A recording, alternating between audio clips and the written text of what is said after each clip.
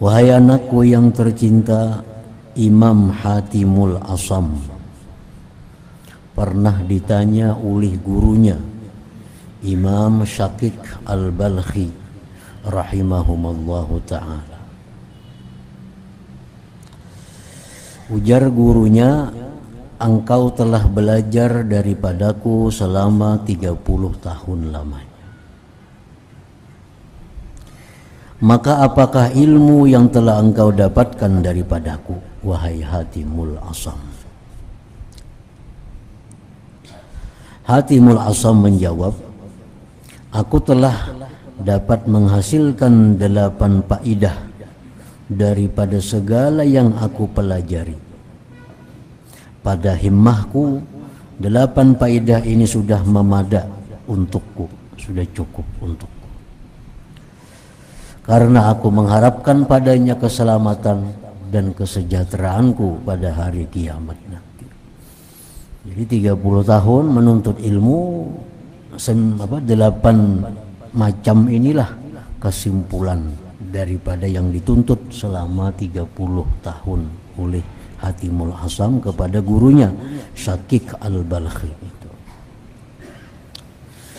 Lalu Imam Syakik berkata, apa dia 8 faidah itu?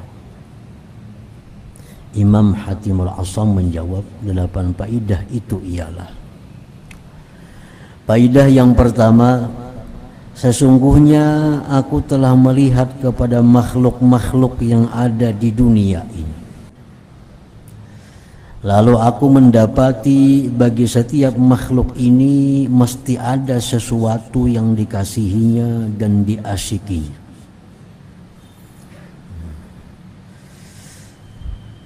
Aku melihat makhluk Allah, lalu setiap makhluk itu ada mempunyai sesuatu yang dikasihi, ada sesuatu yang dicintai. Itu setiap makhluk aku lihat pasti ada yang disayanginya, ada yang dicintainya. Dan aku melihat pula bahwa ada sebagian daripada sesuatu yang dikasihi itu hanya menemani kekasihnya sehingga sampai ia sakit saja. Kekasih yang kita kasihi ternyata dia mau menemani kita hanya sampai kita sakit. Nah, begitu kita sakit, ia sudah kada mau lagi mengawani kita. Nah, ini contohnya adalah kedudukan atau pangkat atau jabatan. Nah, bila kita sudah sakit, kita kada kau apa-apa lagi, diganti orang kita. Nah, kada kau berfungsi lagi. Jabatan apakah itu? Kalau kita sudah kada kau apa-apa lagi, sakit, maka otomatis orang perlu kita kada kau melayani. Nah, diganti orang. Nah, padahal jabatan ini sangat kita cintai, sangat kita sayangi. Ternyata inya hanya bisa menemani kita sampai kita sakit. Begitu sakit, jabatan diambil orang. Dan ada pula yang senantiasa menemaninya sehingga ke dalam kubur. Ada pula kekasih yang menemani sampai ke dalam kubur. Manakala yang lain akan terus balik dan tidak mau untuk bersama-sama dengan kekasihnya di dalam kubur, ia akan membiarkan kekasihnya tinggal seorang diri di dalam kubur. Lalu aku terus berpikir dan akhirnya aku membuat kesimpulan bahwa sebaik-baik kekasih itu ialah kekasih yang setia, yang mengiringi kekasihnya ke dalam kubur dan menjadi penghibur dan teman yang setia. Dan tidak ada kekasih yang bersedia untuk berbuat demikian selain daripada amalan saleh. Selain daripada amal saleh. Jadi harta yang kita cintai, yang kita sayangi, kada kawa masuk ke dalam kubur. Yang kita pakai gini diambil orang.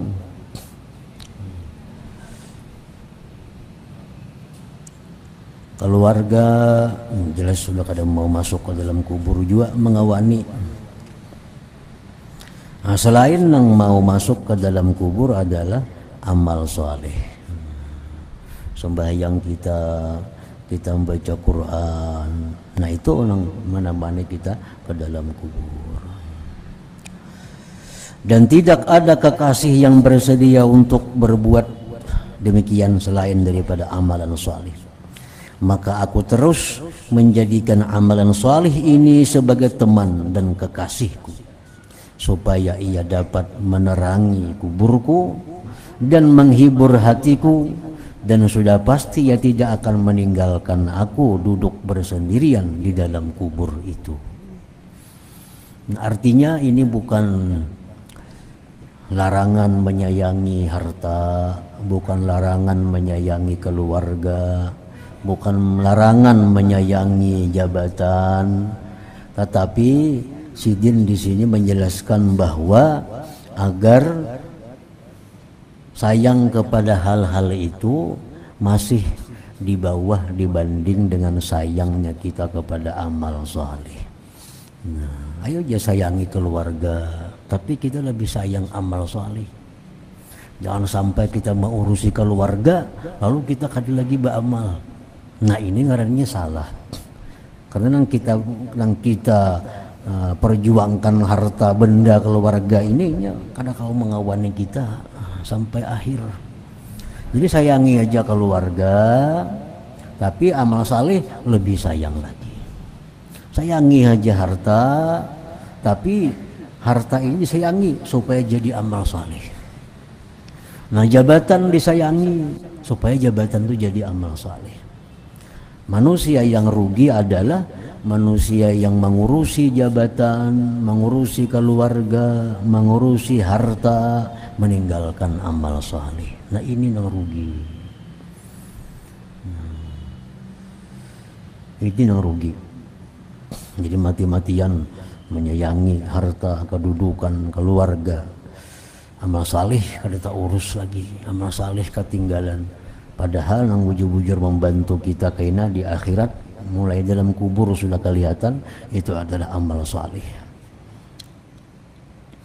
Nah jadi jarah Hatimul Asam, aku sudah menyimpulkan bahwa yang perlu aku sayangi, yang perlu aku perbanyak ternyata adalah amal saleh, nah, bukan yang lain.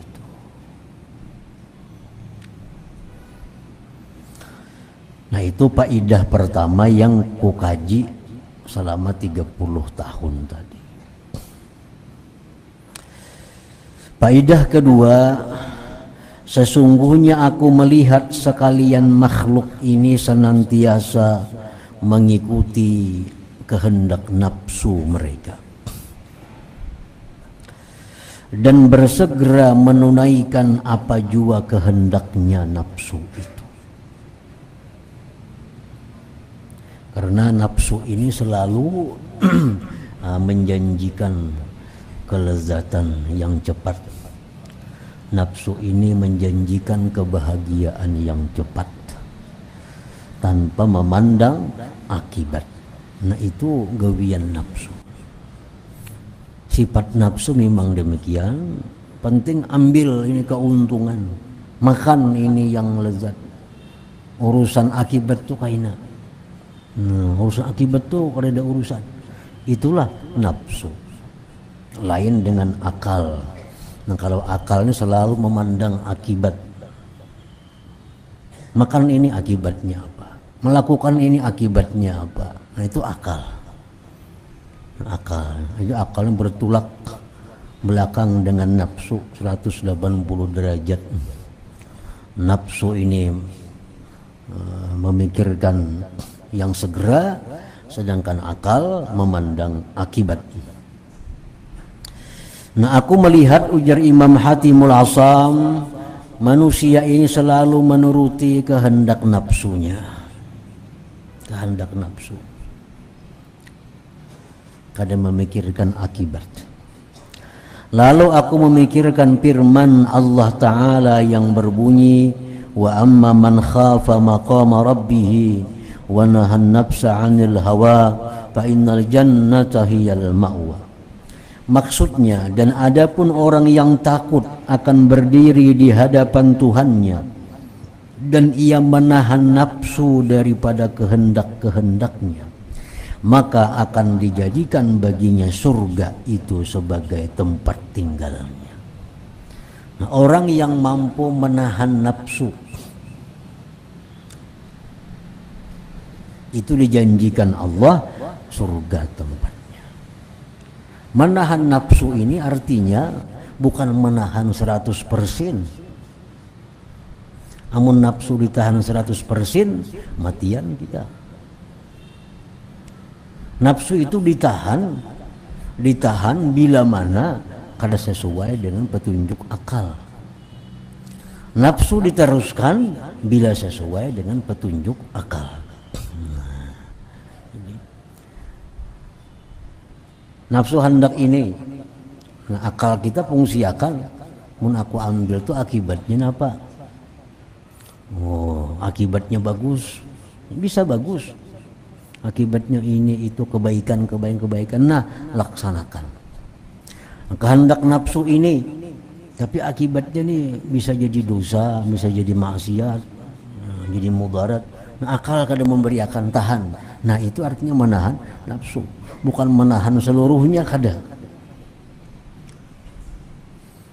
Nah, nafsu ini kayaknya kalau sudah selalu ditahan demikian, ini kadang memerlukan akal lagi, sudah menjadi nafsu mutmainnah itu.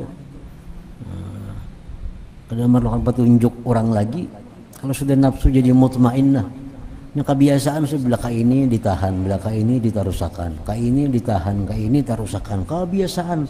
Akhirnya nafsu kita ini ampihnya bakal hendak lawan yang kada baik, selalu kehendaknya yang baik. Nah, jadi nafsu mutmainnah. Nah, jadi Allah berfirman ini bila mana orang yang mampu mengendalikan nafsunya, maka dijadikanlah surga sebagai tempat tinggalnya. Daripada pemikiranku, ujar Imam Hatimul Asam tadi, terhadap ayat ini maka timbul satu keyakinan di dalam hatiku bahwa Al-Quran itu adalah benar dan nafsu itu mesti dimusuhi. Lalu aku pun menjadikannya sebagai musuh dan aku berjuang untuk menentangnya, dan aku tidak memanjakannya sehingga ia tunduk kepadaku dan ia merasa puas hati dengan tugasnya untuk taat dan beribadat kepada Allah Subhanahu wa ta'ala. Nah, dia akhirnya nafsu ini ku jadikan musuh, selalu ku tentang apa kehendaknya, akhirnya nafsu ku ini jinak dengan taat dan ibadah kepada Allah. Nah, jadi artinya kesimpulan yang kedua yang didapat selama sekian tahun tadi bahwa adalah menahan kehendak nafsu, jangan selalu dituruti. Faedah ketiga yang didapat oleh Imam Hatimul Asam, sesungguhnya aku melihat setiap orang berusaha untuk menghimpunkan harta benda dunia ini sebanyak-banyaknya. Kemudian lalu ia menahannya dan tidak mau mendermakannya. Lalu aku memikirkan akan firman Allah Ta'ala yang berbunyi, ma'indakum yanfat wa ma'indallahi baq. Maksudnya apa yang ada di sisimu akan habis dan pahala yang ada di sisi Allah itu adalah kekal.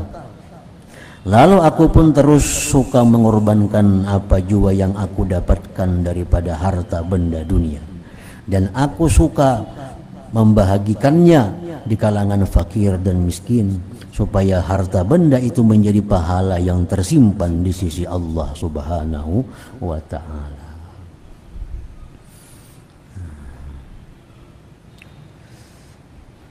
Ini faedah yang ketiga bahwa Sidin kada melarang orang mencari harta, kada melarang orang berusaha, tapi yang dilarang itu adalah mencari harta untuk mengumpulkannya, untuk memperbanyaknya tanpa memikirkan bekal di akhirat daripada harta benda itu. Ujar Nabi kita bahwa beliau bersabda, harta engkau itu sebenarnya adalah sesuatu yang telah kamu sedekahkan. Itulah yang sebenarnya harta engkau. Harta yang kita berikan kepada orang lain, sedekahkan atau hadiahkan, itulah yang punya kita sebenarnya. Nah, itu punya kita. Pakaian yang sedang kita pakai ini, itulah yang pakaian punya kita. Makanan yang sedang kita makan itu, itulah makanan yang punya kita. Nah, selain pada itu belum tentu ampun kita. Belum tentu ampun kita.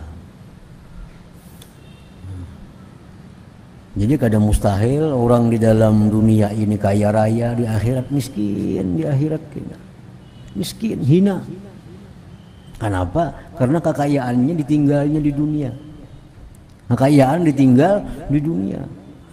Mobil ditinggal, rumah mewah ditinggal, ruko suku ditinggal, permata berlian ditinggal di dunia. Di akhirat miskin, mengemis, kesana kemari minta. Nah, itu kenapa? Karena kekayaan tertinggal di dunia. Ada sebagian lagi orang yang dunia kaya, akhirat kaya. Nah, ini orang yang menjaga keseimbangan. Di dunia ada harta yang digunakannya untuk keperluannya dan keluarga, tapi di akhirat pun demikian. Sebagaimana dia bangun rumah di dunia, dia bangun rumah di akhirat. Dia beli kebun di dunia, nukar kebun segan akhirat. Bangun toko di dunia, bangun toko segan di akhirat. Nukar mobil segan dunia, nukar mobil segan akhirat. Mati, dunia akhirat kaya. Dunia akhirat kaya. Nah, itulah yang dimaksud Allah dengan firman-Nya, Rabbana atina fid dunya hasanah wa fil akhirah hasanah. Nah, dalam dunia ini sugih, di akhirat pun sugih. Nah, itu yang paling bagus yang disuruh Tuhan dalam doa Rabbana atina fid dunya hasanah wa fil akhirah hasanah wa qina adzabannar itu. Nah, jadi harta kita yang sebujurnya itu adalah harta yang kita berikan. Kita nukar mobil misalnya. Nah, kita suruh orang lain memanfaatkan mobil itu. Nah, itu berarti kita untuk mobil kita di akhirat. Kita banyak bisi pakaian, pakaian kita berikan sebagiannya kepada orang, itulah pakaian kita di akhirat. Nah, makanan kita berikan sebagian kita makan, nah makanan itulah sagan makan kita di akhirat. Nah, jadi orang ini dunianya nyaman, akhiratnya pun nyaman. Nah, kasihan itu di dunia miskin, di akhirat fakir. Nah, dalam dunia sudah kada sing duitan, gawian pulang kada sembahyang, beramal salih kada, bedum, becatur, digardu, duit kada sing duitan. Nah, di akhirat miskin lagi. Ini paling jahat manusia. Jahat manusia. Paling rendah manusia kedudukannya. Jadi setelah aku berpikir bahwa yang di sisi Allah itulah yang abadi, maka aku, ujar Imam Hatim al-Asam, memberikan sebagian hartaku untuk orang-orang yang memerlukan, sagan bekal aku di akhirat. Faedah yang keempat, sesungguhnya aku melihat sebagian daripada makhluk ini ada yang menyangka bahwa kemuliaan dan keagungan itu adalah terletak pada banyaknya kaum dan pengikut. Lalu ia tertipu dengan cara berpikirnya ini. Dan ada pula sebagian daripada mereka yang menyangka bahwa kemuliaan dan keagungan itu terletak pada banyaknya harta benda dan anak buah. Lalu ia merasa sombong dengan yang demikian itu. Bahkan ada pula yang menyangka bahwa kemuliaan dan keagungan itu dari kemampuan merampas hak orang lain dan menzalimi mereka serta menumpahkan darah mereka.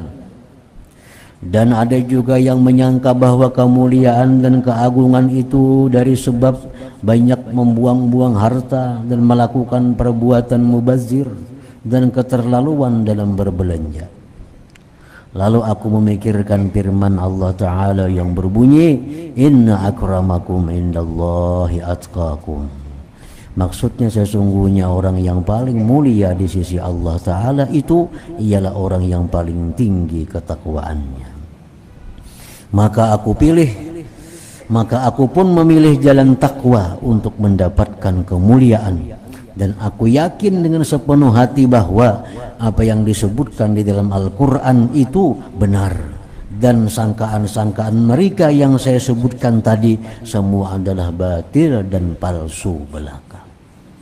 Orang yang menganggap bila aku sugih aku dimuliakan orang, bila aku berpangkat aku dimuliakan orang, bila aku jagau aku dimuliakan orang. Nah itu adalah sangkaan-sangkaan yang palsu. Sangkaan yang palsu. Yang benar itu adalah bila mana takwa. Nah, bila mana takwa itu manusia akan menjadi mulia. Karena Allah sudah menyatakan demikian dalam Al-Quran, inna akramakum indallahi atqakum. Maka aku pilihlah jalan takwa untuk menjadikan diriku ini orang yang mulia.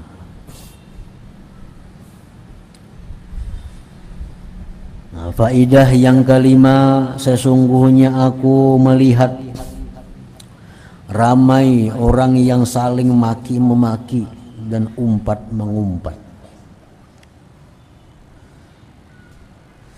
Hal ini disebabkan daripada sifat hasad dalam memiliki harta, kedudukan atau ilmu.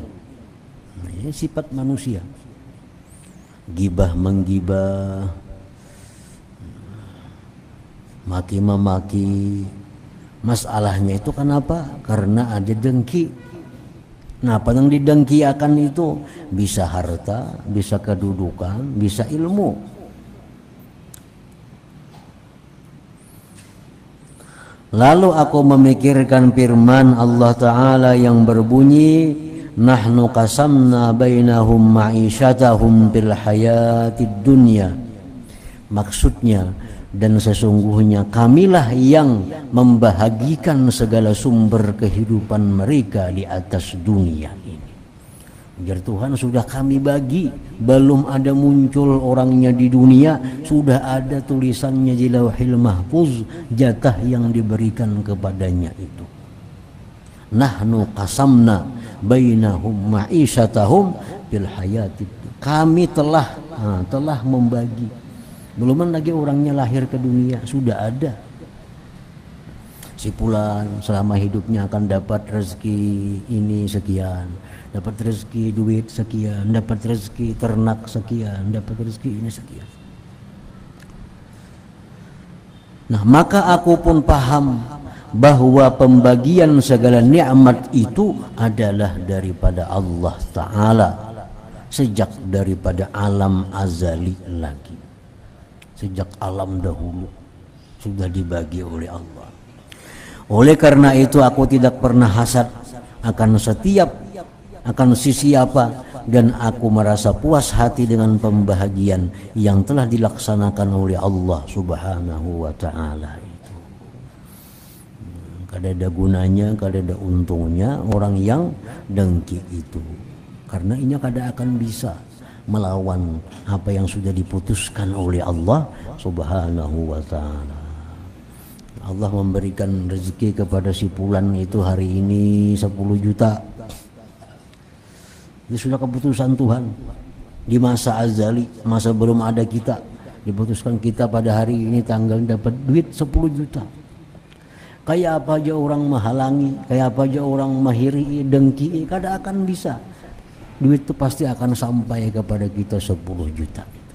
Nah, ini sudah keputusan Tuhan. Namun kita hirin apa gunanya? Mengurangi rezeki orang nggak ada. ada mengurangi rezeki orang. Bahkan orang bertambah dapat pahala mun kita hiriin itu. Mana dapat duit dapat pahala pulang inya. Nang hiri ini bang, mana hiri sakit hati dapat dosa lagi. Double.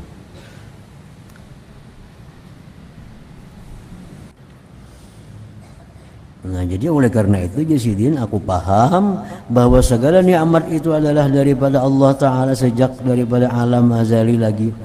Oleh karena itu aku tidak pernah hasad akan sesiapa dan aku merasa puas hati dengan pembagian yang telah dilaksanakan oleh Allah Subhanahu wa Ta'ala, baik harta, baik ilmu, baik kedudukan, semua nikmat-nikmat itu sudah dibagi oleh Allah Subhanahu wa Ta'ala. Faidah yang keenam, sesungguhnya aku melihat manusia ini satu sama lain saling bermusuh-musuhan karena ada suatu tujuan atau suatu sebab. Berebut napakah mungkin lalu terjadi permusuhan. Lalu aku memikirkan firman Allah Ta'ala yang berbunyi, inna syaitana lakum aduun fattakhizuhu aduwa. Maksudnya sesungguhnya syaitan itu bagi kamu adalah musuh yang nyata. Karena itu jadikanlah ia sebagai musuh. Maka aku membuat kesimpulan bahwa tidak perlu kita bermusuh dengan siapa selain daripada syaitan. Hendak memusuh lawan syaitan. Memusuh lawan syaitan. Karena apa? Karena syaitan ini selalu berusaha menjatuhkan kita ke jurang kehinaan di dunia dan akhirat. Gawian syaitan itu aja, kalau ada lain. Syaitannya kada ada mutmainnah, mun nafsu ada mutmainnah. Nafsu mun dididik, dilatih, jadi nafsu baik. Mun syaitan kada ada, kecuali syaitan Nabi kita seikung itu aja. Mengajar Nabi setiap orang tuh ada syaitan. Ya sahabat, engkau pang wahai Rasulullah, aku dan Nabi ada juga syaitan, walakin aslam, tapi syaitannya tunduk dengan aku. Yang lain artinya kada ada tunduknya. Tapi pada Nabi syaitan itu kada ada tunduk, selalunya berusaha untuk menggugurkan kita.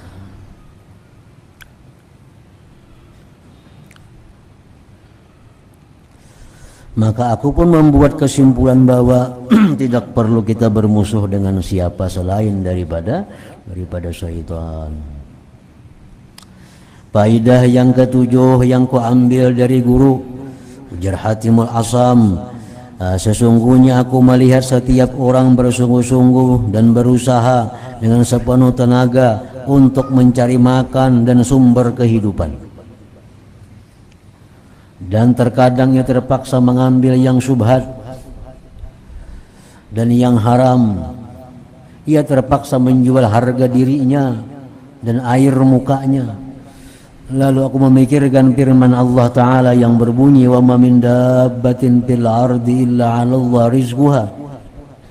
Maksudnya, dan tidak ada daripada sesuatu yang melata di atas muka bumi ini kecuali rezekinya telah dijamin oleh Allah Ta'ala.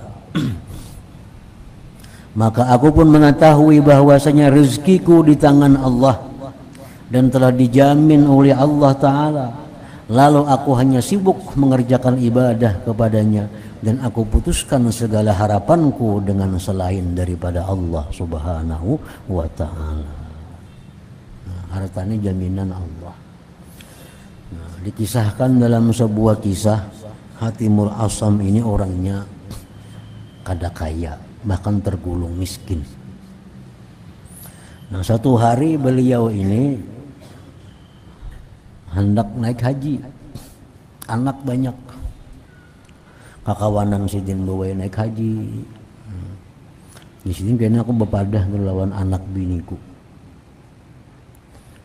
bepadah lawan anak, kumpul anak bini aku hendak naik haji tahun ini. Nah, 4 rombongan orang tuh, 4 rombongan kampung sini aku nak naik haji.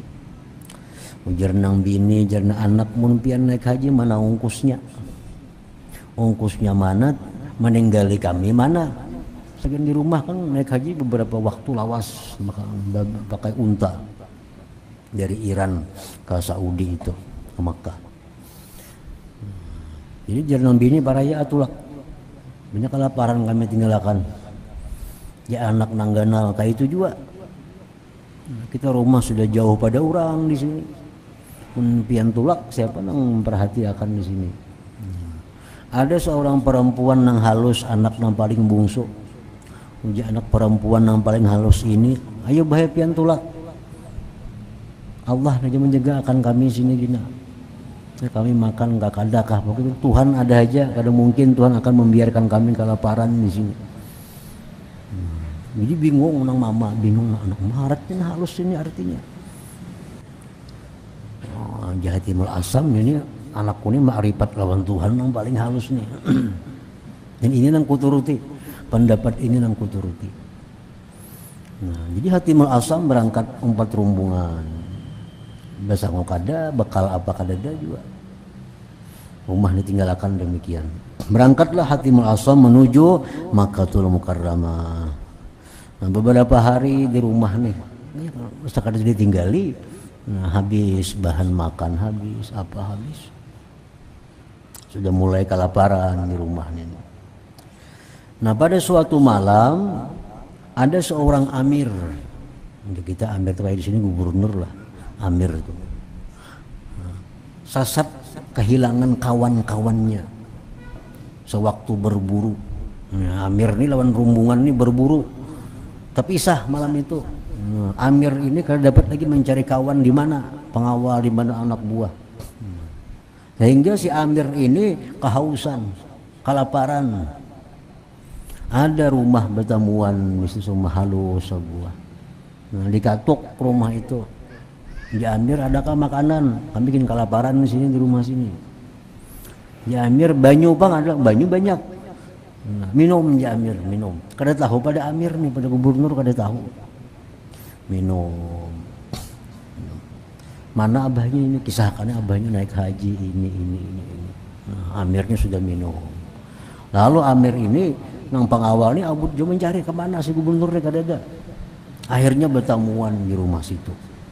Bertemuan si Amir bahwa orangnya kelaparan, kehausan di rumah si Hatimul Asam tadi. Nah, sekian puluh pengawal ini disuruh Amir semuaan agar meninggalkan pakaiannya, perhiasannya, semuaan makanannya diberikan misalkan ampun rumah itu. Ini Amir menolong aku, nah aku kehausan nih di rumah sini ada banyu. Yona ikam ada galang, ada macam-macam itu semuaan makanan tinggal di rumah sini. Nah, kita berangkat melanjutkan perjalanan kita.